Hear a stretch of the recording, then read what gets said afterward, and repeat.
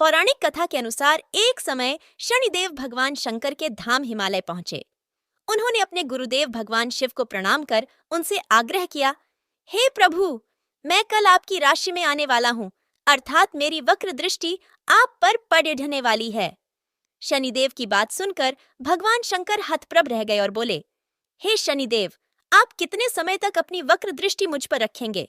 शनिदेव बोले, हे नाथ, कल सवा प्रहर के लिए आप पर मेरी वक्र दृष्टि रहेगी। शनिदेव की बात सुनकर भगवान शंकर चिंतित हो गए और शनि की वक्र दृष्टि से बचने के लिए उपाय सोचने लगे। शनि की दृष्टि से बचने हेतु अगले दिन भगवान शंकर मृत्युलोक आए। भगवान शंकर ने शनिदेव और उनकी वक्र दृष्टि से बचने के लिए एक हाथी का रूप धारण कर लिया।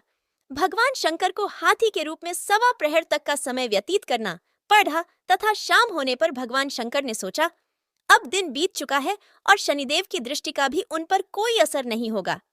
इसके उपरांत भगवान शंकर पुनः कैलाश पर्वत लौट आए। भगवान शंकर प्रसन्न मुद्रा में जैसे ही कैलाश पर्वत पर पहुंचे, उन्होंने शनिदेव को उनका इंतजार करते पाया। भगवान शंकर को देखकर शनिदेव ने हाथ जोड़कर प्रणाम किया।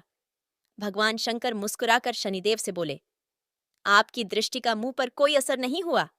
यह सुनकर शनिदेव मुस्कुराए और बोले, मेरी दृष्टि से न तो देव बच सकते हैं और न ही दानव, यहाँ तक कि आप भी मेरी दृष्टि से बच नहीं पाए। यह सुनकर भगवान शंकर आश्चर्यचकित रह गए। शनिदेव ने कहा, मेरी ही दृष्टि के कारण आपको सवा प्रहर के लिए देव योनि को छोड़कर पशु योनि में जाना पड़ी रहा। इस प्रकार मेरी वक्र दृष्टि आप पर पड़ी गई और आप इसके पात्र बन गए।